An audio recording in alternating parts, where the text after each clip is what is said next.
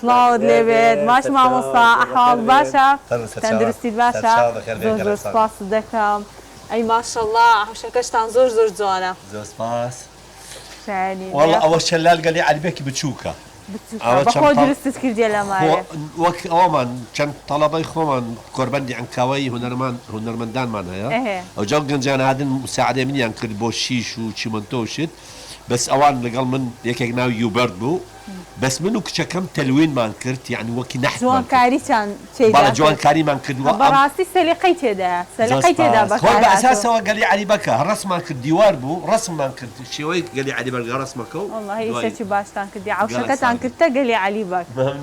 زۆر سپاس دەکەم مامۆستا لە بۆ میوانداریشتان کاتی خۆت بە ئێمە بەخشی زۆر خۆ با لەو لای دابنیشین ئەو جیکۆرە جوانی لەو شارینەوە گوناعە والله کەناڵی دیمەنێکی جوان لە عنکاوە دیار دەکەین دیمەنی گەلی عەلیبەک بەڵێ دەستەکان خۆش مامۆستا خۆشەویستان ئێستا من لە لای مامۆستا ڕەفیق حەنام کە هونەرمەند و دەروون ناسا مامۆستا زۆر سپاس لە بۆ میوانداریت گەورەت کردم بەڕاستی زۆر خۆشحاڵم کە هاتووم سەردانی تۆ بکەم زۆر سپاس دەکەم پرۆگرامەکەی ئەم جارێ من تایبەتە بە عنکاوە ئەوجا دەمەوێت لەوە دەست پێ بکەم پێم بڵێ ناوی عنکاوە لە چیەوە هاتووە خۆی عنکاوە هەندێک کەس واتە سەورەکەن عین کاوە على ئەساس بە عەرەبی چاوی کاوە و شتیوانە تاریخی عنکاوە ناوی ئەسڵی عنکاوە ناوی عەمکاباتە عەمکابات یعنی بڵێن پێشان دەرکەیەکی گەورە هەبوو خۆی عنکاوە هەر لەسەر دەمی مەلیک ئاشوور و مەلیک ئاشوور لە سەدەی 6 زانە چەند کەونە هەر لەو کاتە عەمکابات ئەوجا پێنە عەمکابات دوای بووتە عنکاوە بەس پێتە بەڕبوونی کات زۆر جار ناو دەگۆدرێکێ لە یەکێک بۆ یەکی تر نەقل بکرێ وایان زانی عنکاوەیە بەڵام بە ناوی عەمکاباتە ئێستاش کە دەڵێن عین نییە عینکاوە عەرەبەکان وایان زانی یعنی عین یعنی کانیەکی ئاومان هەبوو ناوی کانی ئاوە نانە عیلاقەی بەو شتە نییە ناوی عەمکاباتە واتە ناوەکەی بە هەڵە ڕۆیشتیە بە هەڵە ڕۆیشتی عینکاوە نییە باشە ئێستا کەس هەیە مەسەلەن نەرێ عنکاوە بڵێ عنکابات ئێستا کەم بەکاردێن بەس ئێمە کە دەنووسین لە ئەدەبیاتی خۆمان کە لە ڕۆشنبیەرانی عنکاوە کە باز دەکەین کە دەنووسین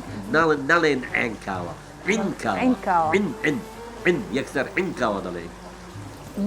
بەنون عین نون یائی تێدا نییە لە دوی عین یان نییە سەر عینکاوە واتە نووسەرەکان و ئەوانە هەموو دەنووسن عینکاوە دەی زۆر باشە و زانیمان ناوی عنکاوە بامیش بڵم عنکاوە باشە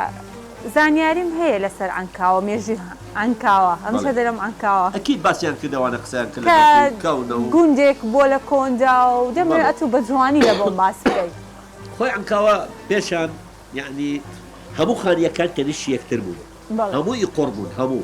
ئەمەڕ و ماڵات وەک هەر گوندێکی کوردستانی چونکە بێگومان ژنگەی کوردستان کاریگەریە بوو لەسەر عنکاوە جلوبەرگ و ئەوانە شێوەی کوردەواری بوو تاڕەتدەیەک ئەمن بەبیرم دێ کەمناڵ بووم دەروبەرمە هەموو مەڕ و ماڵات بوو ئەمن ئەو کاتە ڕۆحی هەبوو ژیان ئێستا ئەو ڕۆحە نەمایە وەک بووتە پەیکەر باشە ئەی مێژووی نوێ هی عنکاوە لە عنکاوە شتێک جوان بوو ئەوەن لە حەفتەیەکان ئیستیبتایان کرد یعنی بە ئیستیبیانیان کرد لە هەموو عێراق تەنها عنکاوە لە ڕووی ئومی نەخوێنەواری 1% دەرچووت پاش 2 ساڵ ئەو کاتە ئومی نەما 0% بوو لە زۆربەی گوندانی عێراق نەبەس کوردستان دەبوون دەبینی نەخوێنەواری 70% 60% لە عنکاوە 1% بوو 1% عنکاوە بەردەوام زمانی عەقلی بەکاری هێناوە زمانی ئاشتی بەجددی خەڵکەش زۆر مفەقەهی تێدا بە زمانی ئاشتی حەزەکات چونکە منێک لەوامە کە خەڵکی عنکاوەمە وا فێر بووم لە باوک و دایکم دەمگۆ دایە بۆ دایکم با ڕەحمەت بێ تاوان چییە؟ دەڵێ تاوان یەک شتە گوتم چی؟ گوتی درۆ مەکە درۆ تاوانە نازانن زۆربەیان نازان درۆ بکەن بەڵام بتێنێتەوە لە دەوروبەرێت بزەبوو دەگەر ئینسان درۆی نەکاتن لە زۆر شتی بە دوور دەبێتمان یعنی بین بە شێوەیەکی گشتی زۆربەی خەڵکی عنکاوە بایەخیان داوە بە زمانی عەقل بە ڕۆشنبیری بە ئاشتی بەس بتەوێنێتەوێ هەموو هەنارێک چەندەکەیەکی خراپی تێدا ڕاستە لە هەموو جێک لە هەموو جێ زۆر جار هەندێک دەرەوەی کوردستان هاتن بەداخەوە یعنی ئێمە بۆ نمونە کوورانی ئەسڵی ئەسڵەن یەک بوون لەگەڵمە بەس کە لە شوێنی دوور هاتن کەلتوری ئێمە نازانن بە هەڵا حکوومەکەن کۆمەڵە شتێک بەڵام ئەمکاوە ئەمن ئێستا زۆر ناگەم بن زۆربەی وانە وەک من ئێمە چی ئەڵێن ئەمن یەک لەوانەوە ئەڵێن ئەڵێم تۆ کوردی فلان تورکمانە من کلدانی ئاشووری هەر یەکێکمان یەکە و تایبەتمەندی خۆمان هەیە دەبێ ڕێز بگری لە زمانی خۆم لە تاریخی خۆم لە بش قومیەتمایە وەک تۆ بەڵام لە ئەنجامە چین تۆ یەکی من یەکم تورکمانی یەکە هەر یەکێکمان یەکە بەڵام هەمومان یەکین بەنتیمەمان بۆ کوردستان کەواتە هەمومان کوردستانی بەدڵنیاییەوە مامۆستا زۆر زۆر سپاس لە بۆ قسەکانت سەرچاوان زۆر گەورەت کردم گەلک ساغ بن و دەستان خۆش و ڕێزم هەیە بۆ تەلەڤیزیۆنی دیمەن کە بایەغەدات بە بوارەکانی کۆمەلگا و بە هەموو چینەکان